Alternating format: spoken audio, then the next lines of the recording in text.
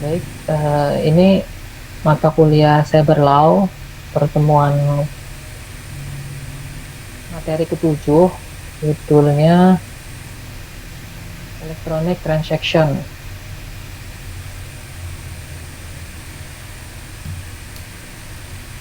Oke, langsung saja. Adapun topik pembahasannya, apa yang dimaksud dengan transaksi elektronik, aspek hukum dan transaksi elektronik, perlindungan konsumen dan transaksi online. Ya, sorry, perlindungan konsumen dalam transaksi online. Apa yang dimaksud dengan transaksi elektronik ya adalah transaksi bisnis yang dilakukan secara elektronik. Dapat mencakup transaksi seperti belanja online, perbankan online, dan pembayaran elektronik. Transaksi elektronik menjadi sebagian umum karena semakin banyak orang berbelanja dan berbisnis online. Transaksi elektronik menawarkan sejumlah keuntungan dibandingkan transaksi berbasis keras tradisional seperti kenyamanan, ya, dapat dilakukan dari mana saja dengan koneksi internet. Kecepatannya ya diproses jauh lebih cepat daripada transaksi berbasis kertas. Lebih hemat, bisa lebih hemat biaya daripada transaksi berbasis kertas ya. Jadi itu untuk keuntungan yang didapatkan dari transaksi elektronik.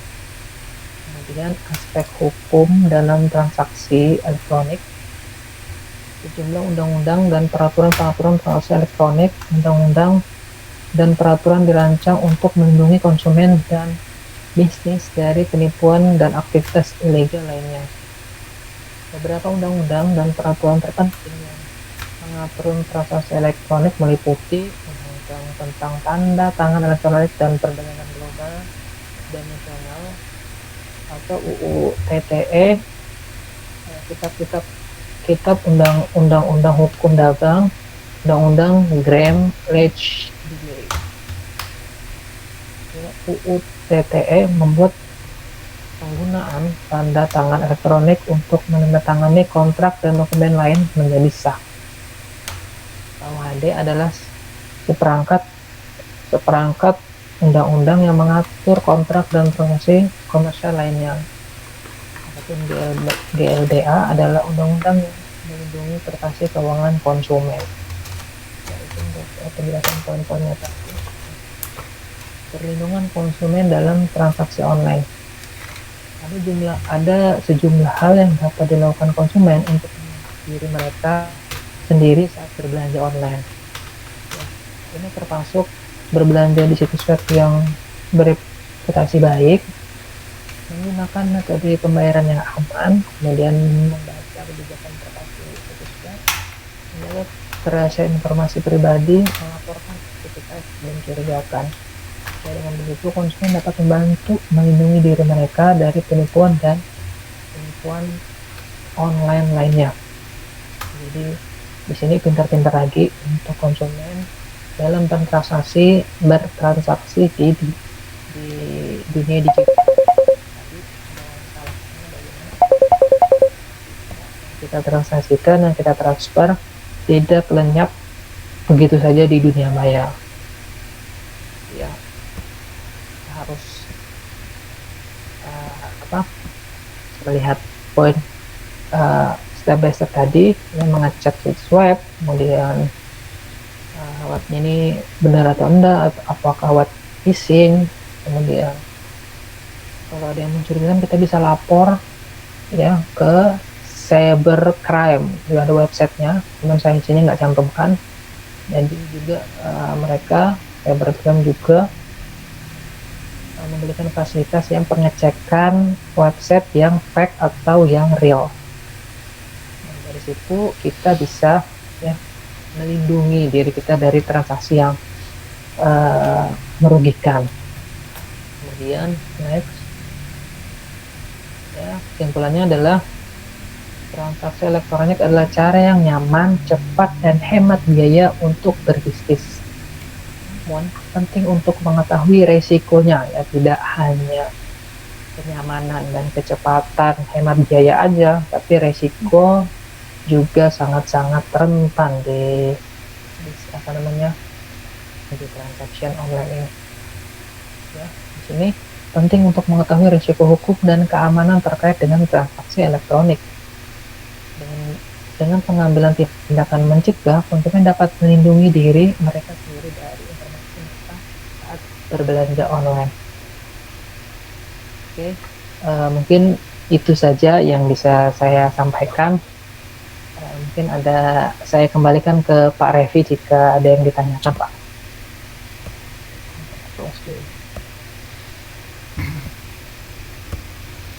Oke. Teman-teman ada yang mau bertanya seputar materi tadi? Berarti desain grafis 1, kemudian desain dan perangkat multimedia, dan cyberlaw ya. Saya berlaw Pak tadi yang transaction. Oke. Tadi kan dibahas tentang Adobe Illustrator. Betul Pak. Bisa nggak dicoba diperlihatkan pengoperasiannya bagaimana? Adobe Illustrator ya. Ini anunya Pak, aplikasinya Pak yang ditampilkan di layar. Pengoperasiannya berarti kan cara penggunaannya. Ini saya belum install Pak aplikasinya Pak. Cuman tadi kayak sketsa gambarnya aja Pak. Iya. Sketsa gambar cepat tadi ada saya tampilkan videonya. Jadi kalau di laptop belum ada Pak, saya install ya? aplikasi Adobe. Nggak kuat laptop apa ini, belum di-upgrade lagi. Iya, jadi sketsanya tadi Pak sama videonya saya. Gitu. Sebenarnya kalau teman-teman ini kuliahnya di IT itu, kalau mau apa ya istilahnya, mungkin bisa dibilang kalau mau kuliahnya itu aman, mungkin memang perlu laptop yang speknya di atas rata-rata lah ya, karena kan software itu banyak. Satu mata kuliah aja ada berapa software kan, misalnya desain grafis itu aja software itu bisa 3: Adobe Photoshop, Adobe Illustrator, Corel Draw. Itu baru desain grafis, belum lagi mata kuliah yang lain. Nah, jadi memang dituntut sebenarnya tuh kalau jurusan IT speknya di atas rata-rata memang sebenarnya. Kalau yang standar Office sulit memang, karena kita bidangnya kan di IT, mainannya kan di software. Itu menurut saya agak berat memang, ada tantangannya itu memang spek. Kayak misalnya kita kuliah di arsitek ya, itu kurang lebih sama juga. Arsitek kan AutoCAD biasanya ya, AutoCAD kalau laptop standar meledak mungkin. Halo. bahasa satirnya mungkin meledak ya. Bahasa satirnya. Cuma ya memang ya, teman-teman saya juga kalau di arsitek ya nyeri lah ininya, laptopnya, karena memang dituntut seperti itu kan. Kayak apa, kita kalau namanya kita kuliah kan, kalau nggak pakai software yang dipakai saat perkuliahan ya, kita nggak bisa ngikutin nggak bisa ngikutin perkuliahannya kan, kurang lebih seperti itulah.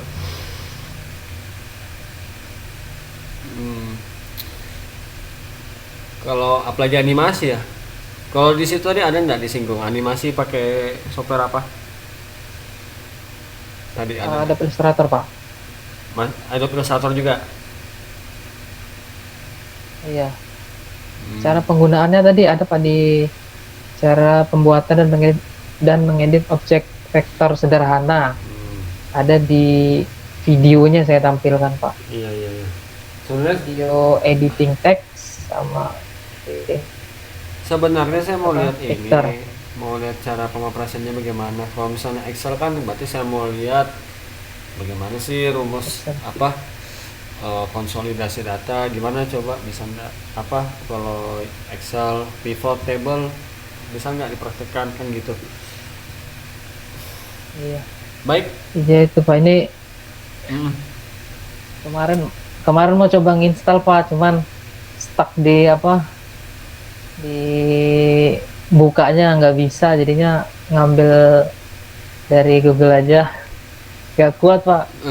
Memang nggak bisa dipaksa ya kalau memang speknya ini speknya kurang apa mumpuni, kecuali memang kita upgrade entah ditambah RAM-nya atau pakai SSD ya mungkin bisa lah gitu. Oh iya Tapi kalau siap siap. memang speknya memang apa nggak nggak bisa, ya nggak bisa dipaksa memang, apalagi kalau layarnya juga nggak Iya. minimal 14 in lah, kalau di bawah itu kan ya terkendala juga. Kalau cyber law Baik. tadi transaksi mobile ya. Iya betul Pak. Ah, apa yang kalau dari yang biasa kita temui transaksi mobile apa sekarang? Sekarang Pak, Hmm. transaksi mobile, pembelian di marketplace, mereka menggunakan transaksi Shopee Pay, ada juga aplikasi Dana Pak, Ya. kemudian ada OVO dan em, bank transfer langsung di apa, e-banking bahasanya gitu Pak. Hmm. Untuk belanja itu untuk contoh belanja online Pak, transaksi elektroniknya. Ya, ya, ya. Kalau yang biasa Mas Jupran pakai apa? Kalau saya yang tadi kalau saya biasanya pakai Dana Pak, soalnya lebih lebih mudah, lebih simpel juga, lebih lebih cepat. Jadi tidak terlalu banyak apa namanya itu menunggu Pak, bahasanya loading lama lah begitu. Jadi lebih enak aja pakai aplikasi Dana Pak. Hmm. Kalau saya biasanya. Ya, ya, ya. Apa resikonya kalau kita menggunakan transaksi elektronik? Ada nggak resikonya? Resikonya sebenarnya ada Pak. Resikonya ini yang pertama adalah terjadinya penipuan elektronik, ya, scammer gitu Pak. Misal saya pernah itu Pak di scammer pakai aplikasi Dana Pak, Ya. berhubung aplikasi favorit. Jadi di situ pertukaran OTP, jadi saya masukkan OTP saya pada saat itu sedang transaksi di website yang kurang terpercaya, jadinya saya kurang sadar, mungkin lagi Hmm. di saya saat itu lagi di jalan Pak, jadi OTP saya masukkan, kemudian aplikasi Dana itu logout otomatis dan uangnya ludes Pak, jadi Loh, sangat cepat sekali itu uangnya. habis yang OTP itu langsung hilang saldonya. Iya Pak, jadi iya langsung hilang Pak di situ. Saya saya masukkan OTP-nya langsung hilang saldonya. Nah, ada lagi nggak selain itu resikonya? Selain itu, untuk saat ini yang paling cepet hilangnya sih yang OTP itu Pak, atau yang kemarin sempat terbaru Pak, yang apa namanya, aplikasi selundupan wedding, maksudnya bahasanya tuh wedding tapi itu ternyata aplikasi yang Ya. disematkan di handphone, kemudian langsung hilang. Kalau itu sempat saya lihat sih apa beritanya di apa di cybercrime di IG, jadi sempat antisipasi lah Pak. Cuman kalau yang OTP ini cepet banget hilangnya Pak. Hmm. Nah, mungkin itu Pak, Oke. yang saya alami terus.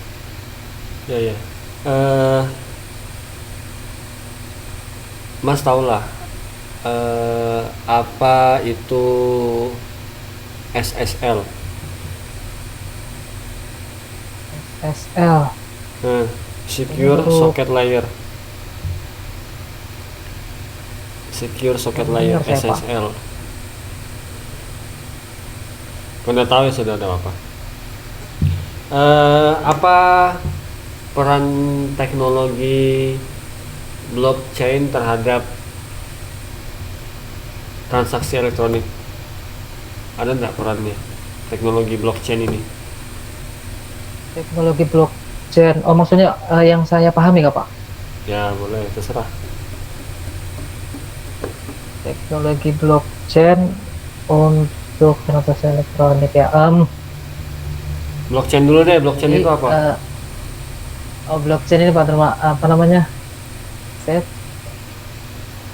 pernah dengar sih, gimana itu Pak? Sebentar Pak ya. Kata-katanya ini bingung anunya Pak.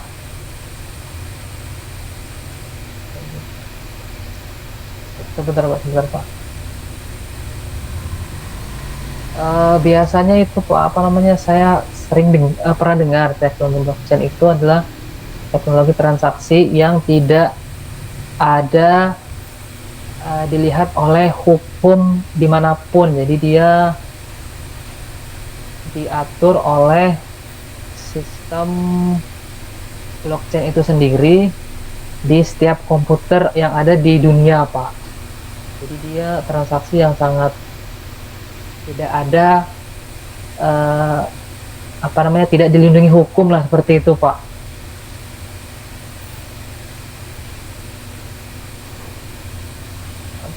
Ada lagi? Em, Contoh lainnya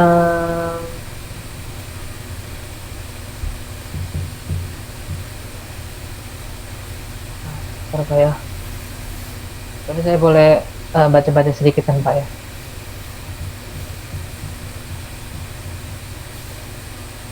Teknologi blockchain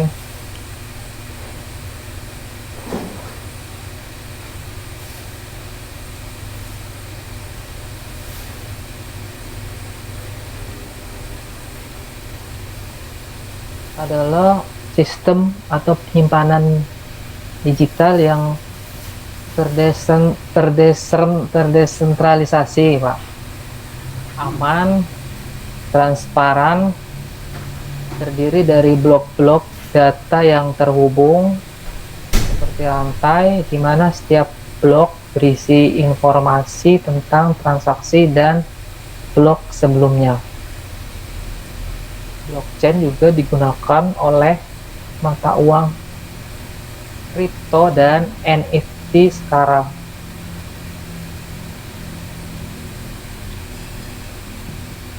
Ya itu aja sih Pak. Oke. Mungkin saya rasa cukup. Untuk besok berapa orang yang mau presentasi? Ada? Tadi Ada hadir di sini orangnya? Berapa orang yang presentasi besok? tadi sih katanya Mas Lutfi Pak mau presentasi. Satu orang. Berapa materi? Iya Mas Lutfi. Satu Pak tadi. Kurang tahu nanti update-nya, mungkin nanti katanya satu Pak Iya, iya. besok. Oke. Saya rasa cukup ya. Mungkin itu saja. Terima kasih teman-teman yang sudah hadir, Mas Jupran juga yang sudah membuat materi dan presentasi. Saya menyarankan teman-teman belajar lagi, coba pahami dan kuasai materinya. Baik, kalau tidak ada yang mau ditanyakan, berarti sampai jumpa besok. Semoga tidak ada halangan, kita bisa ketemu lagi. Saya mohon maaf jika ada salah kata. Semoga pertemuan kita kali ini ada manfaatnya. Kita tutup dengan doa kafaratul majelis. Subhanakallahumma wa bihamdika asyhadu an la ilaha illa anta astaghfiruka wa atubu ilaik. Wassalamualaikum warahmatullahi wabarakatuh. Waalaikumsalam warahmatullahi wabarakatuh. Terima kasih Pak. Yo, sama-sama.